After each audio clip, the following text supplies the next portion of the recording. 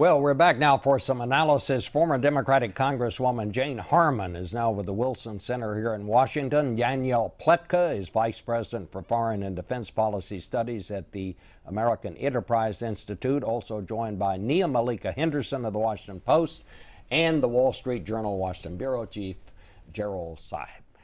Well, boy, I tell you, we're seeing this thing in real time. I mean, here I'm interviewing the Prime Minister of Israel. His alert goes off in Tel Aviv, and then the Israeli ambassador to the United States comes in. His siren goes off on his phone. This technology is just amazing. There's a rocket being fired at the very village where his mother is. I mean, it's just this whole thing. Jane, what's going to happen here? I don't know, Bob. I think it's a tragedy all around. And just imagine what would be happening to Israel right now if she didn't have the Iron Dome system. And pieces of that were cost shared and actually financed and developed by U.S. technology and supported by Congress on a bipartisan basis when that happened. And so 95% of these rockets are ineffective against Israel. But I think the next steps, my sense of Bibi Netanyahu, whom you just interviewed, is he's being prudent. I think it's underestimated how prudent he's being. And they may have to go in with tanks. I guess they went in with one tank. As you said, Bob, underneath these homes are the rocket launchers. And we just heard that people are being asked by some of the Hamas leadership to stay in their homes so they become human shields. It's a catastrophe for the Gaza and Palestinian people, and also for the Israeli people. What is Hamas trying to do, Danielle?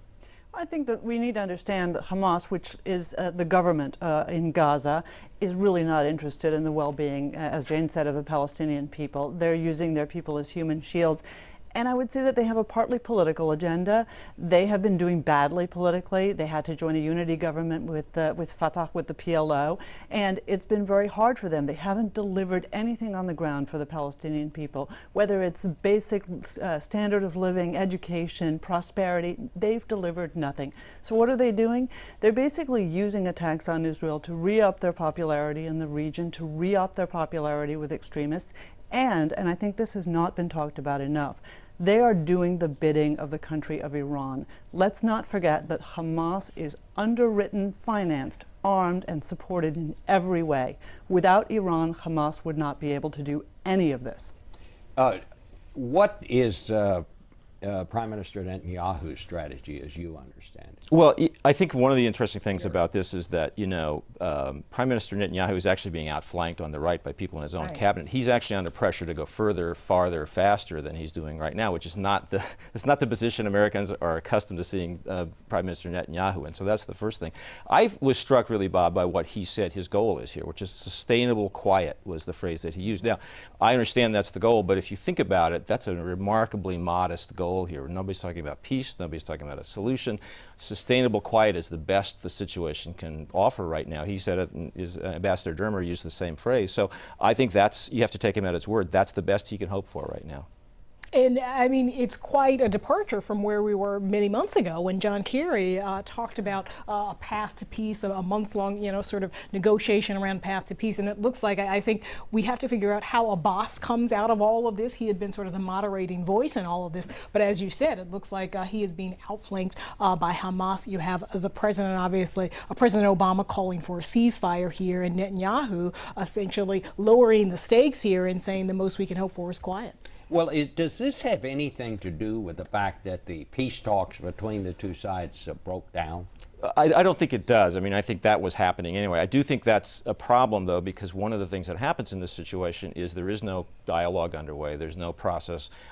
Even a faltering Palestinian-Israeli peace process at least allows you a channel for conversations, and that broke down several weeks ago. And so I think it takes away one of the shock absorbers that might be useful at a time like this. It's just not there. There's no conversation underway, and there's no place to have that conversation. Is there anything the United States... Well, go ahead, Daniel. I mean, I disagree with you, Jerry. I think that a big part of the problem here was that fake peace process. It was I hate to say it in such harsh terms, but the vanity of John Kerry in pushing forward a peace process without having done the spade work necessary. Because, okay, let's not even talk about the Israelis. It made Abbas look so bad. It undermined his credibility with the Palestinian people. It made him look weak and incompetent. He already looked weak and incompetent. But worse still for the United States, if you want the U.S. to come in and help broker a ceasefire between Hamas and the Israelis, guess what? We have much less leverage because we shot ourselves. We shot ourselves in the foot. I couldn't disagree more there. Kerry had 30 years experience in the United States Senate, knew all the players, drank beer with Bibi Netanyahu in Cambridge 25 years ago, had credibility with the Palestinians, and bet the farm on a process that, yes, it was idealistic, but boy, did I think it was the right thing to do. And Abbas, among others, were at the UN General Assembly last September being very positive about it. So it's a tragedy that it collapsed. I don't think it was fake in any way. It was failed, but I think it was admirable. And you thought the one-year time horizon that they laid out for peace, damn it, was a good idea? Well, they didn't want it gamed against one side, gaming it against the other, and everybody knows how it comes out. They just don't know how to get there. And so I actually, I said once John Kerry should be nominated for sainthood, which is tricky since he's partly Jewish, and the answer was lots of our saints have been Jewish. Well, I think John Kerry is the one who's mainly out for the sainthood for himself. Okay. Yeah, no, I mean, I think this is the debate. I mean, there's a tragic sameness to the debate we've been having about this for many years. And I think for Obama, as he's going into the midterms, if you look at the way Americans sort of see his foreign policy, a very low mark, 60% disagree with the way he's approached foreign policy. So I think that's also, sort of in the background here as we discuss this. If I could just add to that, we don't have a good narrative about what we're trying to achieve. The other side perceives it as don't do stupid stuff plus drones. And that's not persuading anybody. And that is urgent business. And I really think Obama has to address that. You know, Jerry, I was struck by something, just to switch to the other little problem that's going on right now. When Rick Perry said the president just doesn't appear interested. And I hear Democrats as well as Republicans criticizing him for not going down to the border. But is this a broader problem for the president? Well, there's a broader perception problem. I don't think it's necessarily the reality of the situation, but there is a kind of a sense of the president that he's a step removed and that he analyzes things in a sort of a clinical way from afar sometimes, but I'm not sure that's entirely fair. In this case, I think that his view of the visit to the border was, well, that's a photo op. I don't need a photo op. On the other hand, I think he'd have been better off to go and have that photo op. I think so, too. I don't think it would have been a photo op. I think the President of the United States showing up where we have a humanitarian catastrophe is critically important. He has sent the very able Homeland Secretary Jay Johnson down there 5 times, and there are some good suggestions for a fix, but this is a failure of several levels. One is it's a failure of Uruguay and Guatemala and Mexico to improve the lives for their people and stop these coyote transfers across Mexico and police their own borders. 2, it's a failure of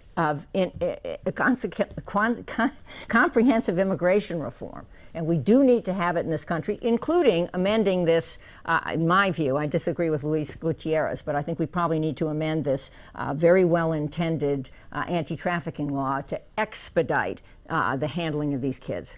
The problem for the president is that he made that crack, and it really was kind of a crack about photo ops, but then he went off and engaged in a whole series of other remarkably shallow and silly photo ops, which are humanizing for the president, but of course his job isn't to be humanized, his job is to deal with this challenge. But I think that part of this humanitarian crisis speaks to something that that is a longer term criticism of the administration and of the president. This isn't a crisis that just happened.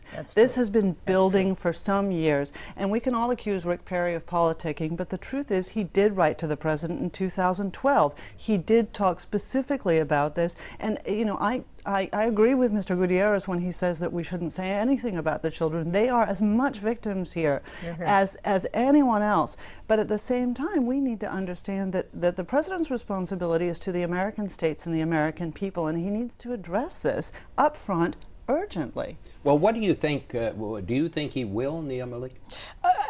Perhaps so. I think the White House, their main concern is sending the message to Central American parents and families to not send their kids to the border. And I think there was some concern that the president being there on the border might muddy that message. But eventually he may have to go down there. I think we'll probably hear more from Democrats pressing him to do that. We've got a big week ahead of us with this $3.7 billion package.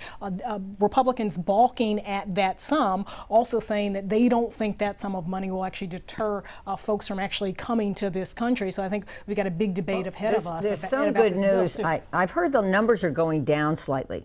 Just maybe the message is being received, and it should be a bipartisan message. These kids are not partisan, and they shouldn't be pawns in anybody's play. All right, we're going to end it right there. Thank you all very much, and I'll be right back with some personal thoughts about selfies. So stay with us.